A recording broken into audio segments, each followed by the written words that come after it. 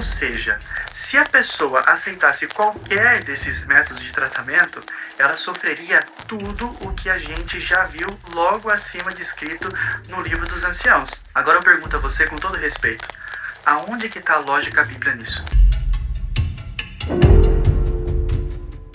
Imagina só um pássaro que nasceu e cresceu dentro de uma gaiola, fechadinho ali. Todos os dias ele recebe comida, recebe água, proteção contra os predadores lá fora. Para esse pássaro, a gaiola não é uma prisão. Ela é o único refúgio seguro dele, não é? Se alguém abre a porta, ele recua ali de medo. Ele foi ensinado que o céu ele é perigoso, que o vento vai derrubar ele, que as outras aves são cruéis.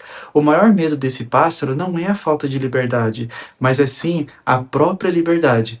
Ele prefere o espaço limitado que conhece do que a imensidão que assusta ele. Muitas das vezes, a nossa vida dentro de uma organização religiosa, ela funciona exatamente dessa maneira.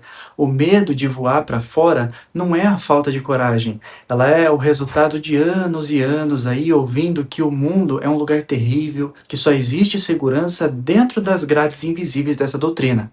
Antes da gente avançar, eu preciso abrir meu coração aqui com você que é testemunha de Jeová e parou para assistir esse vídeo.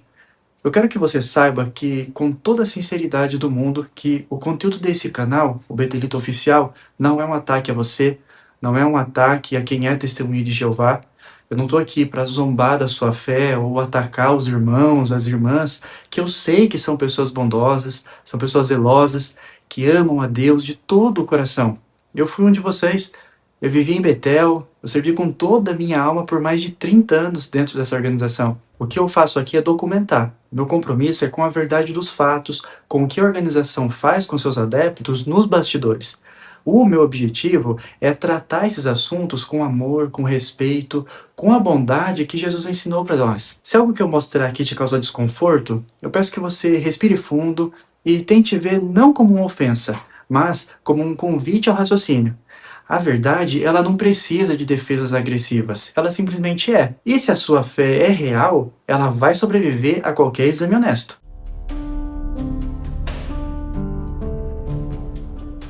Lembra da ilustração do pássaro que eu mencionei lá no início?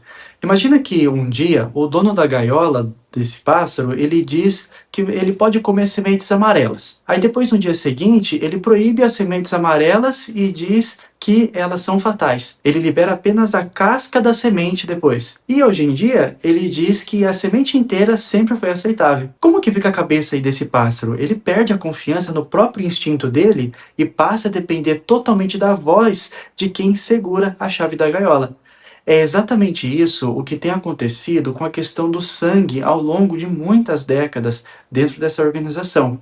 Muitas testemunhas de Jeová, mais jovens, elas não sabem, mas no início, as transfusões de sangue, elas não eram proibidas. Elas eram vistas como um avanço da medicina que salvava vidas. Foi somente em 1945 que a proibição total ela foi estabelecida e transformou esse procedimento médico em um pecado passível da pessoa ser expulsa de lá de dentro.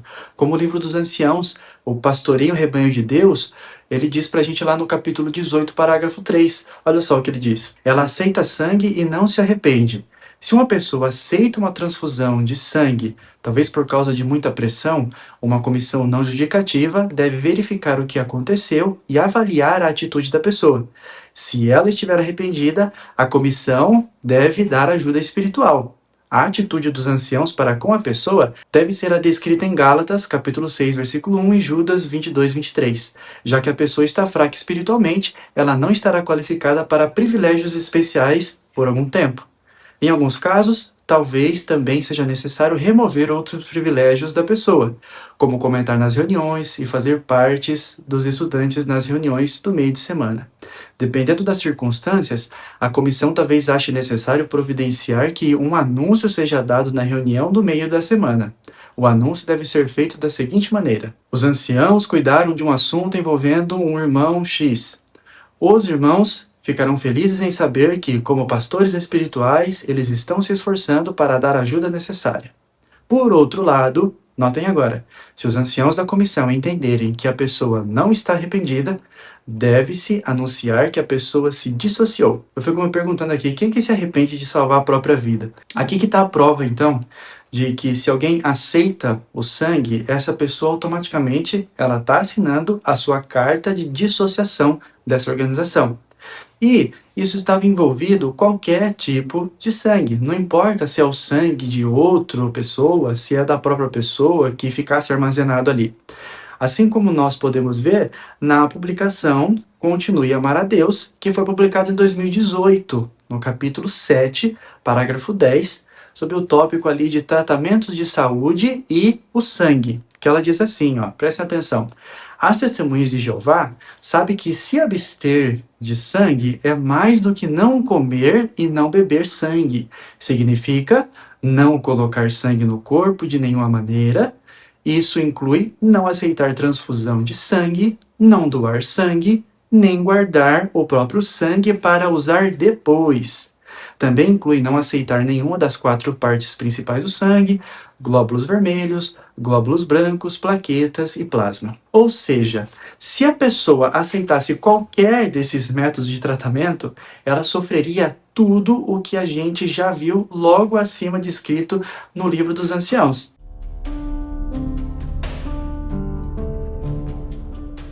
Mas agora a gente chega no ponto mais recente e impactante, que é a liberação da transfusão autóloga. Por décadas, o argumento para proibir de armazenar o próprio sangue para uma cirurgia era o texto de Levítico, que dizia que o sangue deveria ser derramado na terra. Era uma regra absoluta isso. Os irmãos perderam a vida fielmente acreditando que armazenar o sangue era uma afronta ao Criador.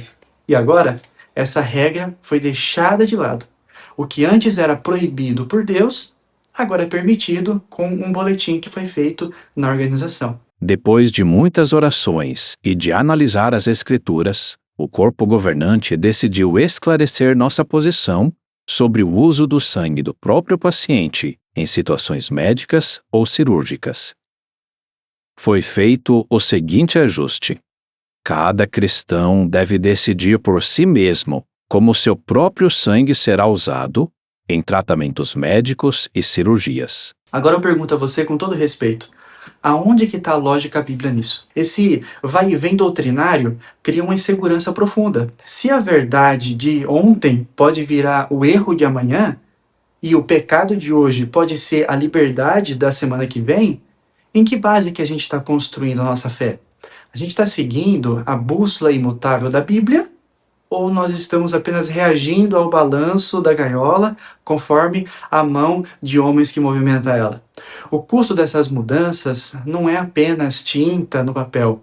O custo é medido em consciências feridas, em famílias que sofrem por regras que, como vemos agora, nunca foram definitivas. Algumas pessoas podem dizer que isso sempre foi questão de consciência. Mas pensa aqui comigo. Por que então que essa organização precisaria fazer um vídeo explicando isso?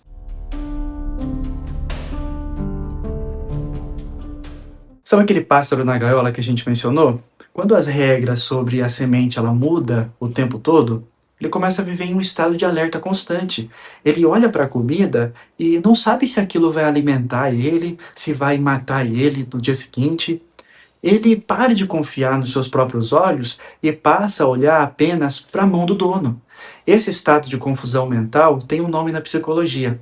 Ele se chama dissonância cognitiva. É o que acontece quando você é confrontado com 2 informações que elas não estão batendo na sua mente. Então a sua mente ela entra num curto-circuito e isso é muito doloroso. Você vê a organização dizer que o sangue deve ser derramado na terra. Vê pessoas que acabam falecendo porque eles recusaram algumas alternativas, como essa de estocar o próprio sangue. Mas anos depois vem um boletim que você pode armazenar esse mesmo sangue e o seu senso de lógica diz: espera, isso não faz sentido. Mas imediatamente outra voz na sua cabeça, uma voz que foi treinada por anos, ela diz: olha, não questiona, confia no escravo fiel, Jeová sabe o que faz. Esse conflito interno ele é muito exaustivo. Ele drena a sua energia e faz você sentir que você é o culpado por não entender. Quando, na verdade, a confusão não está em você, mas está na mensagem que você recebe. Por que é tão difícil admitir que uma regra mudou de forma incoerente? Porque admitir isso significaria que a gaiola não é tão segura quanto nos disseram. Se a liderança errou no passado sobre o sangue, sobre as frações, agora sobre a transfusão autóloga, o que mais que pode estar errado, então? Esse pensamento ele é aterrorizante para quem dedicou a vida inteira a esse sistema. O medo de que esse paraíso espiritual ele tenha falhas é o que faz fechar os olhos e aceitar o inaceitável. Eu quero falar agora com você, o meu irmão, que sente esse peso no peito toda vez que lê uma nova luz que contradiz tudo o que você ensinou no campo no mês passado. Você não está perdendo a fé em Deus. Você está apenas percebendo que a corda que te prendeu tanto tempo é feita de interpretações humanas que vai oscilando conforme o vento. A organização usa o medo do erro para te manter obediente, mas a Bíblia diz que a verdade ela libertaria, não é mesmo? Se a verdade traz correntes de medo, de confusão, será que é a verdade de Deus ou é uma estrutura de controle psicológico? O custo dessa dissonância ele é muito alto. Pessoas elas deixam de cuidar da própria saúde, deixam de tomar decisões lógicas, tudo para não ferir uma regra que, como vimos com a transfusão autóloga, ela pode simplesmente deixar de existir amanhã. É um labirinto onde as paredes mudam de lugar o tempo todo e você é ensinado que se perder lá dentro é uma prova de lealdade. Mas eu te pergunto com todo o amor do mundo, Cristo Jesus, alguma vez ele colocou fardos pesados e confusos sobre os seus seguidores ou ele disse que o fardo dele, ele é leve? Voltando à nossa ilustração inicial, o que acontece com aquele pássaro quando ele finalmente percebe que a porta da gaiola está aberta e que o céu, embora ele seja muito grande, desconhecido, é o seu lugar de direito? No começo, as asas elas estão meio fracas, o vento assusta, a luz do sol parece forte demais. Ele olha para trás e sente saudade da segurança, da sementinha garantida. Mas no momento em que ele dá o primeiro batido de asas, ele sente a sustentação do ar, ele descobre algo que ninguém na gaiola poderia descrever. Ele descobre a sua própria natureza. Sair do domínio do medo, da psicologia, do controle, não é um ato de rebeldia contra o Criador. Longe disso. É, na verdade, um ato de honestidade com a vida que Ele mesmo te deu. Quando você olha para as mudanças no assunto do sangue, por exemplo, desde a permissão inicial, passando pela proibição total, pelas frações, agora pela transfusão autóloga, você percebe que a segurança da organização é um terraço muito movediço. É um prédio criado na areia movediça. A única coisa que é constante ali é a exigência da sua obediência, não importa para que lado que o vento sopre, não é mesmo? Eu quero encerrar esse vídeo falando com você que sente que o seu mundo está desmoronando por causa dessas descobertas. Eu estive no seu lugar, tá? Eu saí de Betel, eu deixei para trás títulos, os privilégios de respeito de uma comunidade inteira, da minha família, e eu posso te dizer com toda a paz do meu coração que existe vida aqui fora, existe dignidade que você não depende de um cartão de publicador ou da aprovação de um corpo de anciãos. Deus não está limitando as regras que muda conforme conveniência de homens em Warwick. A verdadeira espiritualidade, ela não te escraviza pelo medo do ostracismo, pela chantagem emocional com a sua família. A verdade que Jesus prometeu, ela nos libertaria. Não é um labirinto de dogmas contraditórios. É a liberdade de amar, de pensar e de cuidar da sua saúde e da sua família com base na sua própria consciência treinada pela Bíblia, e não por manuais e regras humanas que mudam o tempo todo. Se você ainda está aí dentro, respira fundo, não tenha pressa. O seu despertar é um processo sagrado individual. Documenta isso com você mesmo, questiona com amor e, acima de tudo, não deixa que o medo decida o seu destino. Se esse vídeo te ajudou a entender que você não está louco e que as dúvidas ela têm um fundamento ali específico, deixa aqui embaixo um comentário que eu vou gostar muito de saber a sua história. Vamos construir aqui um espaço de respeito mútuo e que a gente possa discutir as ideias, tá bom? Eu sou o Marcelo, esse é o canal Betelita Oficial. Meu compromisso é continuar documentando a verdade, sempre com bondade, sinceridade. Se inscreva aqui no canal para não perder os próximos capítulos dessa jornada rumo à liberdade real. Se você tem medo, por exemplo, de se inscrever no canal por achar que alguém vai te descobrir, eu tenho uma sugestão para você. Você pode ocultar o seu nome do YouTube e ninguém nunca vai saber quem é você, e você pode se inscrever no canal que você quiser. É só você clicar no canto inferior na sua fotinha, depois você clicar em ver canal. Depois você clica nas configurações e ativa essa chavinha de privacidade.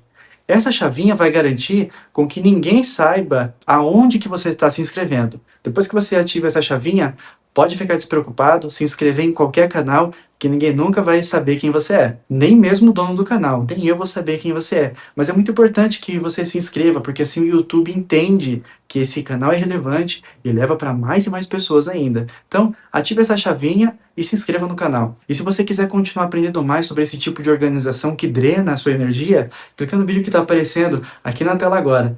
Muito obrigado por me acompanhar até aqui, um grande abraço para você e a gente se vê no próximo vídeo.